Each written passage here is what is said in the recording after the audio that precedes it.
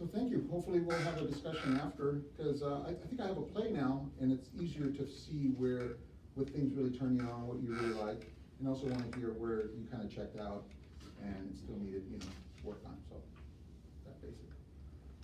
You ready? Yeah. All right. Good. Asimov's Last Chapter by Herbert Siguenza. African drums are heard loudly, lights up on a female masked African dancer dancing an authentic tribal dance. Projection of close-up of black hands hitting the drums. Lights fade. A light comes up on Isaac Asimov, age 70, sitting at his desk, speaking into the mic of an old reel-to-reel recorder. Projection and African drums slowly fade. This is Isaac Asimov. It's 10 a.m., January 26, 1992, New York City. Are robots the key to human progress or the end of our species? Who should dictate on the future, man or machine? Or are they equals? The origin of the word robot comes from Czech playwright Karl Čapek, who in 1920 wrote Robota, which means forced labor. I started writing about robots in the late 30s, and I've always been fascinated with the possibilities of robots. I've been credited for inventing the phrases robotics, which is the study of robots, and positronic robot, which is a robot with an independent consciousness. My early science fiction stories emphasized a benevolent world with mankind working and living hand in hand with technology, unlike other writers of the genre that made robots rebellious and evil. My stories were never cynical, and I always saw the future with optimism, where technology is not to be feared, but to be embraced as a step towards a higher evolution. In my stories, robots don't annihilate mankind, but are in harmony with them in a concept called singularity, where man and machine continue to evolve towards each other to the point of one collective mind. Of course, this immediately brings up ethical and theological questions. God created man in his own image, and man creates the robot in his own image to serve and be subservient to him. God gives man life, and man gives the robot life. But what is life? Isn't it just a series of visual, audio, and sensory stimuli on our nervous system and brain? We're a bundle of electric currents. Essentially, there's no difference between us and robots. When we die, we both flatline. The electric current ends. Of course, believers want to say that, we have a soul that moves on to another realm and continues being conscious and alive, intermingling with souls of our loved ones. Science has never proven this, so I cannot in my right mind subscribe to that belief, which I assume only alleviates people's fear of dying and their own demise. The idea of man creating something to benefit himself and keep on living goes back centuries. There's the Jewish folklore story of Rabbi Lo of 16th century Prague. He formed an artificial human being out of clay. The Hebrew word for it is golem, since it lacks the attributes of life. Rabbi Lo, however, gave his golem the attributes of life by making use of the sacred name of God, and set the robot to work protecting the lives of Jews against their prosecutors. Today, robots are helping our lives be easier in every aspect of life. Technology and medicine are advancing at a rapid pace. Artificial limbs and artificial hearts are keeping us alive for a few years longer. When will the substitution of man-made parts over biological ones end?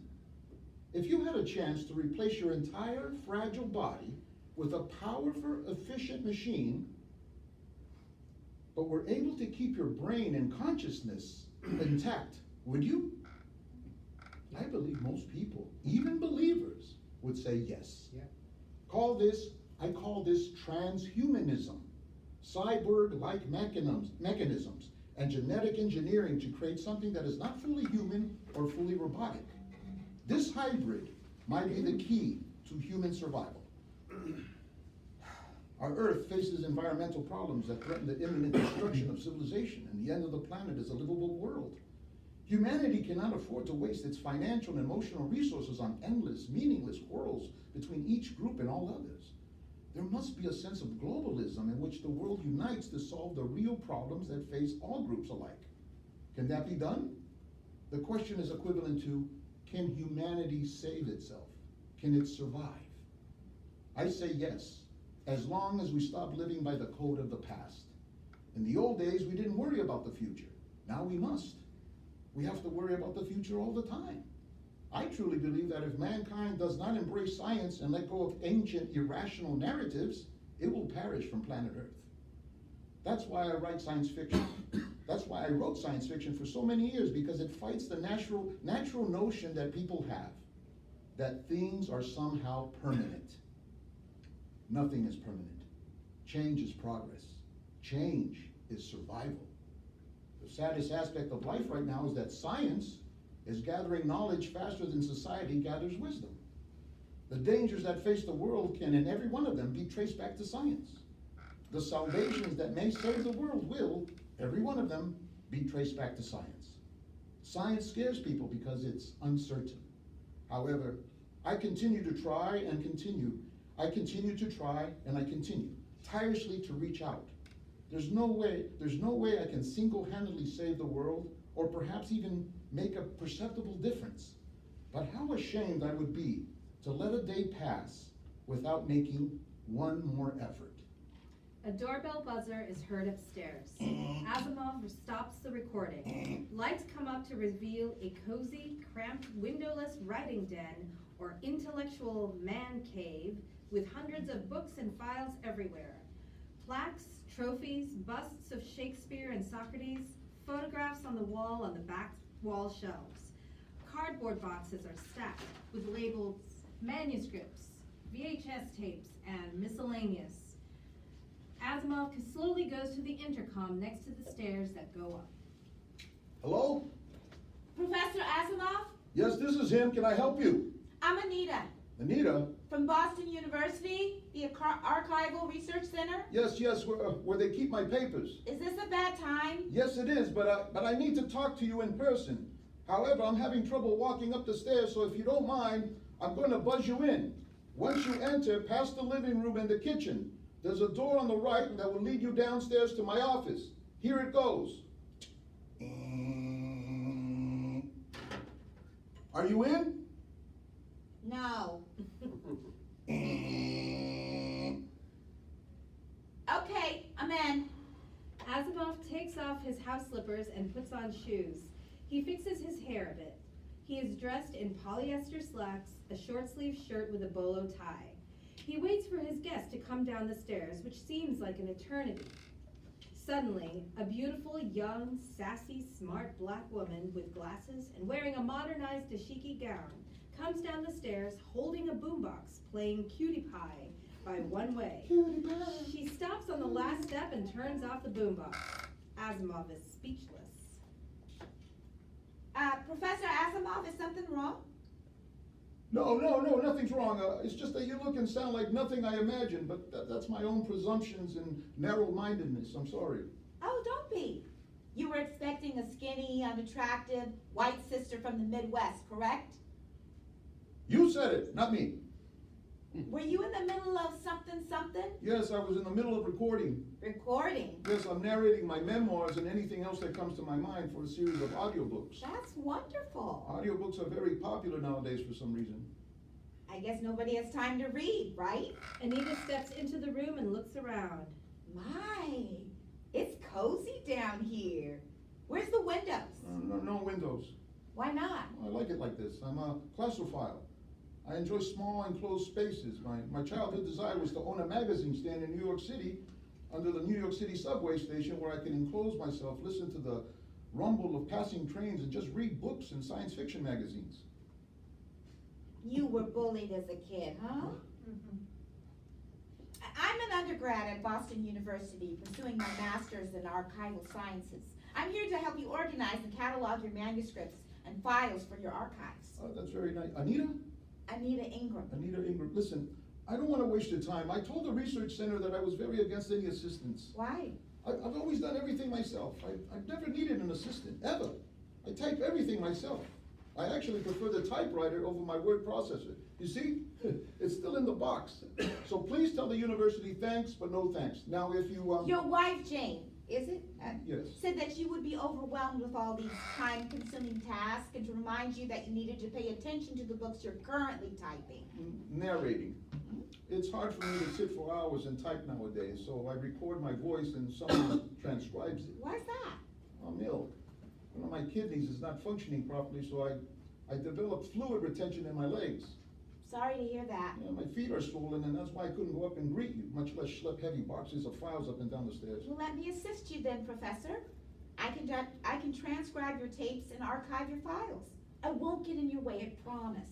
Anita picks up a glass trophy that looks like an upright rocket. Yeah, that's a Hugo Award, one of the 3 I have. I probably would have more, but they didn't start giving them out until 1965, and by then... You had written most of your science fiction. I know. The Hugo's very phallic. I guess it's appropriate since most science fiction writers are men. Don't you agree? Please put it down before you break it. Oh, What? oh, sorry. Why did you stop writing science fiction, Professor? Well, I don't know. You're one of grandmasters of science fiction writing. No one has written more about futurism than you. Your visions of yesterday have become reality and commonplace. You predicted robotics, space travel, solar power, nuclear power, personal computers, telecommunications. All the technological advances you envisioned have become true. How does it feel to be a prophet? Well, I'm hardly a prophet. I'm just curious about the world around me. I got interested in writing about natural sciences, history, mathematics, astronomy, physics, human anatomy. I've also written mystery stories, 3 volumes of limericks, humor. Annotated guides to the Bible, Yes. Shakespeare, Gilbert and Sullivan.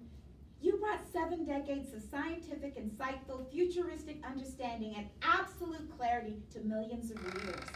You made the complicated simple, the confusing clear, and the mundane exciting.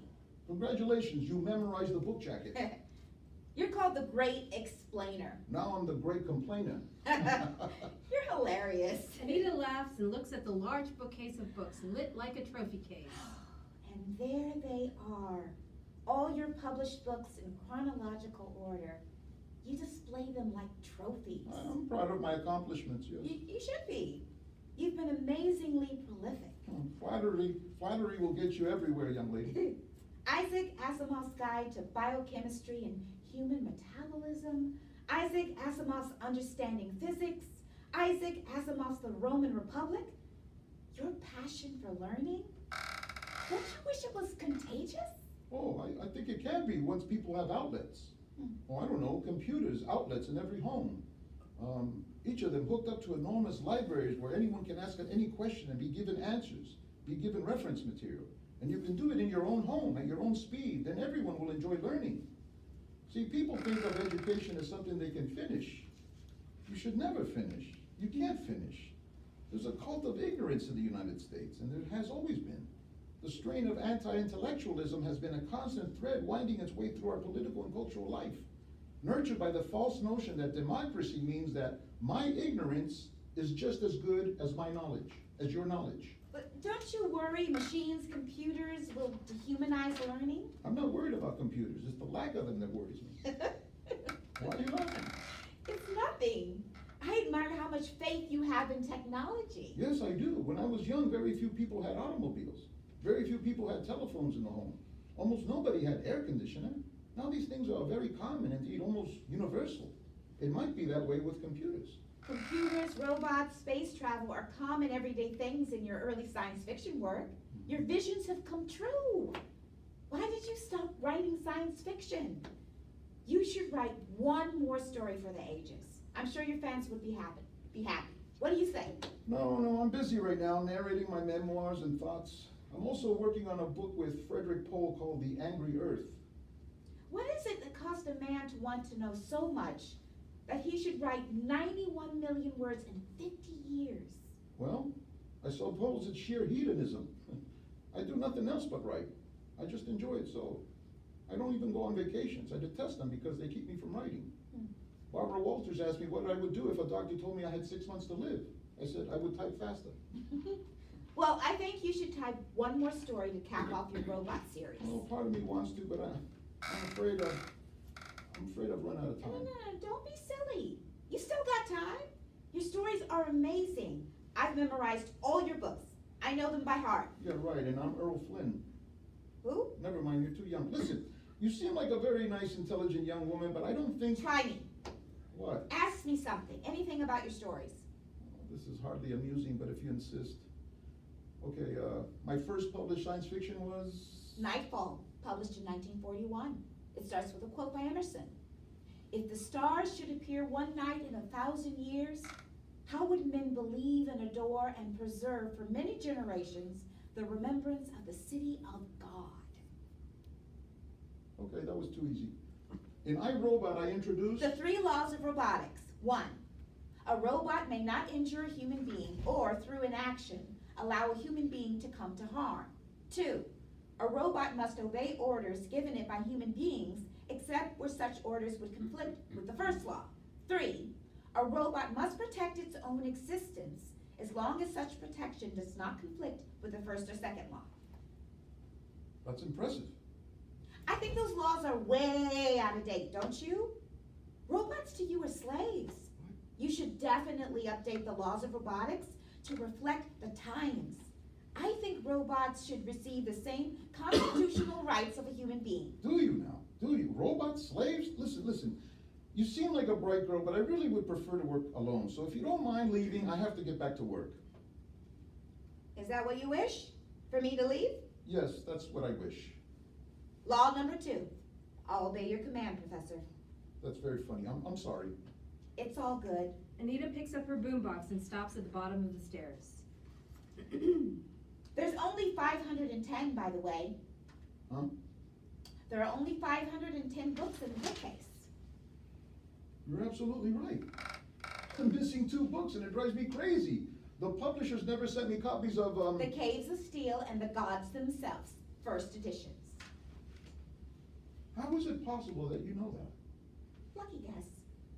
Goodbye, Professor Asimov.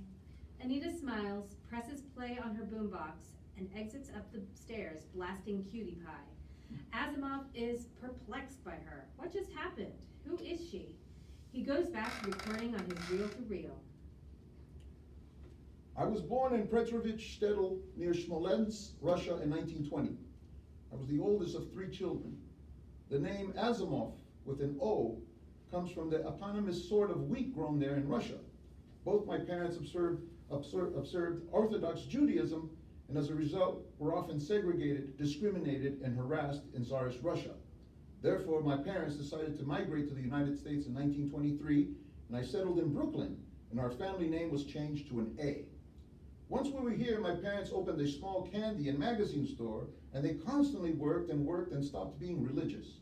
So as a result, they never forced their belief on me. I don't have an affiliation with any temple, nor did I have a bat mitzvah. Looking back, I see this as a blessing. To grow up with a religious doctrine allowed me to become a free thinker, a rational thinker. Why am I thankful? Well, for one thing, you understand the universe better. To believe in nonsense is really to limit yourself, to live in fear of all sorts of things that don't exist. Imagine, if you will, how it must have been in the old days when you believed in ogres and devils and all kinds of monsters and evil fairies. Now, heaven only knows that there are evils in the world and that there are dangers, but you might as well concentrate on those that really exist. Believers say if God is dead, then everything would be permitted. They assume that human beings have no feeling about what is right and wrong. It's insulting to human beings to imply that only a system of rewards and punishments can keep you a decent human being. I don't believe I'm ever going to heaven or hell. I think when I die, there'll be nothingness. That's what I firmly believe. But just because I'm an atheist doesn't mean that I have the impulse to go out and rob and steal and rape and everything else. Because I don't fear punishment. For one thing, I fear worldly punishment. And for a second thing, I fear the punishment of my own conscience. I have a conscience. It doesn't depend on religion. Besides, even in societies in which religion is very powerful, there's no shortage of crime and sin and misery and terrible things happening despite heaven or hell. Now, if you go down death row, a bunch of murderers maybe are waiting for execution, ask them if they believe in God. Most often, they'll tell you yes. Lights up on Anita, funk dancing to More Bounce to the Ounce by Zap on her boombox. Lights fade. Projections help illustrate Asimov's life. My parents only spoke Russian and Yiddish. Luckily, I was a child prodigy and I taught myself to read English before I entered school. My father had very little education, but was wise enough to give me a library card that changed my life. I became a naturalized US citizen in 1928 at the age of 8. After 2 rounds of rejections by medical schools, I applied to the graduate program in chemistry at Columbia. I completed my Master of Arts degree in chemistry in 1941, and I earned a Doctor of Philosophy degree. Between these 2 degrees, I was drafted into the US Army, and I spent 3 years there during World War II, working as a civilian chemist at the Philadelphia Naval Air Experimental Station.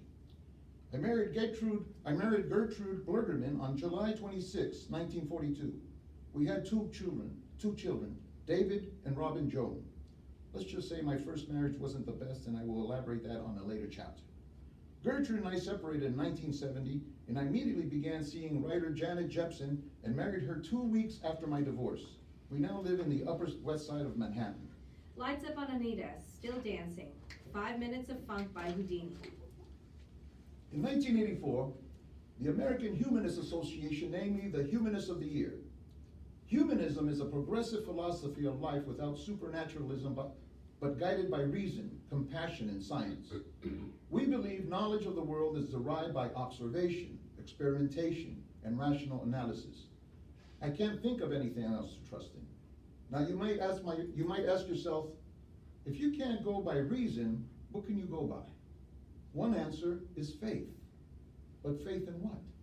I notice there's no general agreement in the world in matters of faith. They're not compelling. You have your faith, I have my faith. And there's no way I can translate my faith to you or vice versa. At least as far as reason is concerned, there is a system of transfer, a system of rational argument following the laws of logic, etc., that a great many people agree on. So that in reason, there are what we call compelling arguments. That if I locate certain kinds of evidence, people who disagreed with me from the beginning are compelled to change their minds after examining the evidence. But whenever you go beyond reason into faith, there's no such thing as compelling evidence, even if you have a revelation. Even if you have that revelation, how can you transfer that revelation to others? By what means? Now, some religious folks have called me the incarnation of the devil, an enemy of religion. I am not. I feel that every person has the right to his own beliefs, his own securities, his own likings. What I'm against is attempting to place a person's belief system onto the nation or to the world generally. I certainly would be very much against trying to Christianize the world or to Islamize it or to Judaize it for that matter. My objection to fundamentalism is not that they are fundamentalists, but that essentially they want me to be a fundamentalist too. Lights up on Anita. She's wearing big white headphones that have a small mic connected to them. Static is heard. P-Funk, come in. Why did I leave? Candidate XY2K ordered me to leave, that's why. Override the 3 laws of robotics? Copy that. Those are some old ass laws that he needs to update. You know what I'm saying? Do I need more data? No, I'm good. I know everything about that man and everything he's ever written, and I think he likes that. He got an ego on him. I'll get him to agree. I just need a few more hours to work with him. How's the candidate's health? Hell, how should I know? I haven't taken his vitals. He don't look too good, but then again, all old white men don't look too good. He looks like a man with one foot in the grave and the other foot on a banana peel. There's only one science. Of all the cultural aspects of humanity, the only one thing that is not broken up into national, regional splinters is science. Different nations have different languages, they may have different religions, may have different dietary tastes, different ways of thinking, but there's only one science. In other words, the laws of nature that are discovered by an Englishman or by a German or by a Nigerian are the same. There's morality in science. The morality is you report the truth. If you can find a person in science who has faked his results, who has lied as far as findings are concerned, who's trying to steal the work of another, who has done something scientists consider unethical, his scientific reputation is ruined. His scientific life is over. There are no forgiveness. In other branches of human endeavor, in politics, in economics, in law, in war, in almost anything, people can commit crimes, tell lies, and still be heroes. So far, I think he's a good candidate. He's rational, no bullshit about him, and he's got a good sense of humor. Is he funky? We'll see about that. He's a little stubborn and conventional. Believers see science as uncertain, always tentative, always subject to revisionism, ruled by chance and impersonal laws. That is really the glory of science, isn't it? That science is tentative, that it is not certain, that it is subject to change. What is really, in my way of thinking, disgraceful is to have a set of beliefs that you think is absolute and has been from the beginning and can't change, where you simply won't listen to evidence. You say, if the evidence agrees with me, fine. If it doesn't agree with me, it's false. This is the legendary remark of Omar when he captured Alexandria and asked what to do with the library. He said, if the books disagree with the Quran, they are pernicious and must be burned. On the other hand, if there was evidence, scientific, confirmable evidence that God exists, then we'd have no choice. Scientists would have no choice but to accept that fact. All right, P-Funk. I'm getting my titanium ass back in there and see if the candidate has what it takes. How am I getting back in? I got my ways. Don't worry, I got this. Out. Anita plays Billy Preston's Out of Space on her boombox. Anita makes a transmission call. A large 1990s mobile cordless phone rings. Asimov stops his recording and gets up to answer the phone. Anita perfectly impersonates wife Jane Asimov's voice. It has a distinct East Coast Jewish accent and attitude. Hello? Isaac? Oh, Jane, it's you. Is the archival student from the research center there? Yes, she was here. She's not there anymore? No, Jane. Why? I sent her away. Why? Because she was black? No, absolutely not. Don't be ridiculous. Then why'd you throw her out? I didn't throw her out. I simply asked her to leave. Why, Isaac? Well, you know, I don't like anyone helping me. Why? Was she stupid? No, on the contrary, very bright. Well, what's wrong? Was she loud and obnoxious? No, she was, She was what? spirited. Well, let her help you, Isaac. You're not Superman. Remember, you're I know. sick. I know. Give her a second chance. Don't be All so right. stubborn. All right, I'll give her a chance. Remember, you got our angry Earth to type and edit. You're right. And you're still recording your memoirs, right? Yes. Then let her organize your papers while you work. You're right, dear. I'll call the university and see if they can find her and send her back, okay? Okay. How are you feeling today? A little better, you know. My last doctor's visit really knocked the wind out of my sails. What'd he say? Well, you know. Hang in there, honey. You want something from Cat's Deli? A chicken soup or something? No, thanks, dear. I'm not hungry. Okay, I'll see you when you get home later tonight. Okay, bye, dear. Asimov goes back to recording on his reel-to-reel. This is Isaac Asimov. It's 12 noon, January 26, 1992, New York City. Although the time of death is approaching me, I'm not afraid of dying because in a certain way, I will live on. Over my lifetime, I've gradually managed to cram my mind with more and more things.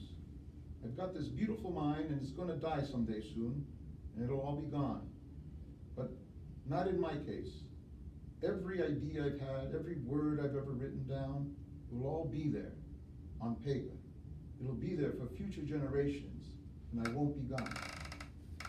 Individual science fiction stories may seem as trivial as ever to the blinder critics and philosophers of today, but the core of science fiction, its essence, the concept around which it revolves has become crucial to our salvation if we are to be saved. What's exciting is the actual process of broadening yourself, of knowing there's a new little extra facet of the universe you knew about and can think about and can understand. It seems to me that when it's time to die, there would be a certain pleasure in thinking that you had utilized your life well, learned as much as you could, gathered in as much possible of the universe as you can, and enjoyed it. There's only this one universe, in only this one lifetime to try to grasp it. And while it is inconceivable that anyone can grasp more than a tiny portion of it, At least you can do that much. What a tragedy, just to pass through life and get nothing out of it. The door buzzer interrupts him. He stops the recorder and goes to the intercom. Hello? Professor Asimov, I'm back. Yes, hold on. Are you in? No. Okay, I'm in. Anita comes down the stairs, playing Hit and Run by the Bar-Kays on her boombox. She turns it off at the foot of the stairs and smiles.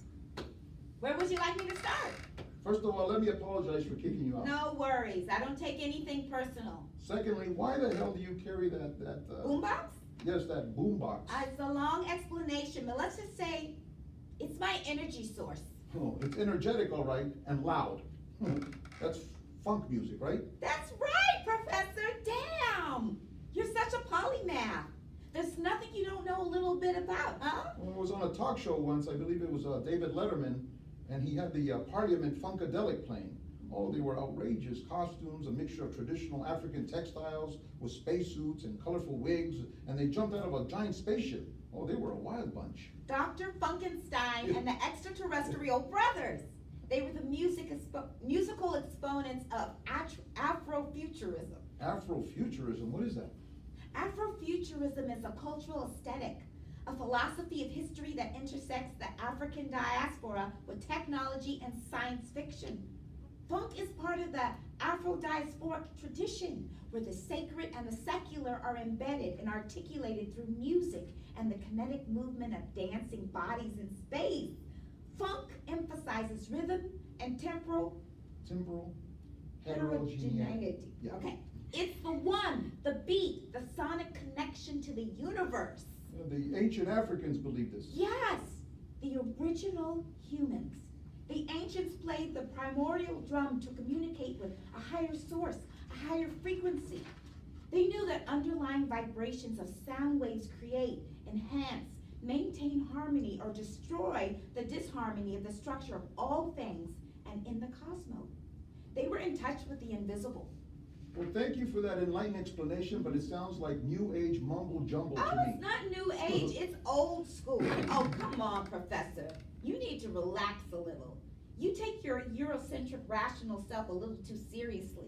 Loosen up your suspenders and boogie down to the beat, just like my ancestors did. Me, Boogie? I don't think so. Besides, I don't want to live like my ancestors did. Cold and naked, eating nuts, grubs, and berries. Mangled by a saber-toothed tiger because I had only a rock to defend myself with. The good old simpler days. But nobody really wants to go back to the good old simpler days. When if you got appendicitis, you died in agony. Until recently, hospitals were butcher shops of sheer torture because there was no anesthesia. People complain all the time about modern life. Try to take their automobiles and television sets. They won't give it up. I know what you mean. All I'm saying is people have lost their grounding. People's athletic shoes keep them from connecting to the Earth's energy. Technology and progress is great, but people have forgotten to dance to the drum, to the beat of the universe, and connect to a higher frequency. You really believe in this nonsense? Yes, I do. Just because I can't prove it, it doesn't mean it isn't true. Some things are best left alone. Mysteries of the universe. I don't believe in mysteries. What you just said sounds like fantasy. Well, what's wrong with that? Isn't science fiction that you've devoted your entire life to do the same thing? Resort to imagination and fantasy? Well, that's a good observation. Yeah, it depends. There's good science fiction and then there's bad science fiction. Good science fiction tries to invent a society which is different from our own, but which holds lessons of our own. You said science fiction writers and scouts sent out by mankind to survey the future and to come back and illuminate the human condition. Yes, I agree with me. You think you know everything. I do know everything. People who know everything are a great annoyance to those of us who do. Touche. Anita goes to the back wall bookcase and pulls out 1984 and Brave New World. What about books like Brave New World in 1984 and other works that foresee a negative, grim future? Well, this happens for a simple reason. It makes for better drama. You write a story about everything is just fine, people fall asleep. Even stories which have happy endings are grim until the happy ending. Think of all the fairy tales you've read. Go ahead, recite the plot of Hansel and Gretel. Hansel and Gretel Mm-hmm. does not compute. Well, I'll tell you. Hansel and Gretel have an old mother that is so destitute that she sends her children out to get lost and starve, so she doesn't have to feed them any longer. Along the way, they meet a nice old woman that takes them in, but is really an evil witch that traps them and tries to eat them. Later, a woodsman saves the children, and they come back to chop the witch to pieces. End of story. Damn! Exactly. The fairy tale's got poverty, abandonment issues. It's got child abuse. It's got cannibalism, murder. Finally, it ends happily. Not to mention the kids are already traumatized. The grimmer you make these folk tales, the more relief there is at the end, you see. Anita takes out another book from the bookcase.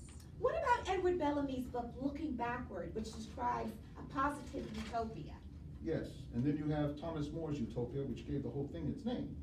There, they're trying to sell the idea that everything will be wonderful if only you had a single tax on land, or everything will be wonderful if you had socialism, or everything would be wonderful if everyone held same possessions in common, or everyone went to church and followed the golden rule, which is totally idealistic.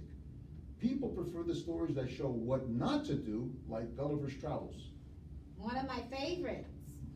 Where can I start, Professor? You can start with that box of unfinished manuscripts. You can take the box upstairs where there's more room and light to work in. Anita picks up the box labeled manuscripts and begins to go upstairs. You know what I find funny? What? You imagine interstellar space travel, yet you have an irrational fear of flying in an airplane. Yes. I'm terrified of flying, and as a result, I never do. I only go to science fiction conventions or live appearances if they're driving distance from Manhattan. I cite religious reasons to explain my own reluctance to take planes. Religious reasons? You? Yes, I'm a devout coward. I wouldn't worry. Most likely it won't be your time to go. Well, it might not be my time to go, but it might be the pilot's. Your sense of humor is ironic and paradoxical. Oh, I love swapping and telling jokes with friends, which reminds me of one I just heard. A newcomer to a summer resort sees a group of men gathered on the lawn one evening shouting numbers at each other. 16 would yell one, and they would all laugh.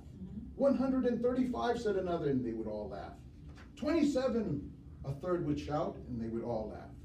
203, shouted someone, and this time everyone fell off their chairs, howling. They were laughing so hard some turned blue in the face, and others pounded the ground as if they were suffocating. The newcomer approached one of the men and asked, "Pardon me, but can you tell me what's going on here?" "Well," said the man, "our group meets every year at the resort, and at night we swap jokes. Naturally, we already know the jokes, so we give them numbers to save time." "I see, but tell me this. When someone shouted 203, everyone laughed particularly loud. Why?" "Oh," said the man, "that one we've never heard before." Boom, boom. Oh, I've written hundreds of lecherous limericks. Would you like to hear one? Hell no. An Olympian lecher was Zeus, always playing around fast and loose, with one hand on the bodice of some likely young goddess, and the other preparing to goose. That's so wrong. Do you have a joke? What? A joke? No, I don't think so. Oh, go on, tell me one. Okay, here it goes. A photon checks into a hotel where a bellhop asks where its suitcase is. The photon replies, "I didn't bring any luggage. I'm traveling light." Anita picks up the box of books. Anita, it was fun talking literature with you. Very well read, very bright. I'm curious, were your parents, were they writers, scientists? No, my birth parents were labor organizers in Angola, but were murdered at the beginning of the Civil War. I'm so sorry to hear that. I was adopted and brought to Massachusetts. My adopted parents graduated from MIT. They're African American scientists. That's fabulous. Well, I'm glad you're back, Anita. Me too, Professor. Me too. Anita exits upstairs. Asimov is tired.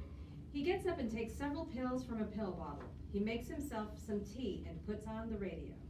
Go ahead. This is National Public Radio. 1992 has been designated as International Space Year to coincide with the quincentenary of Christopher Columbus's voyage to the Americas.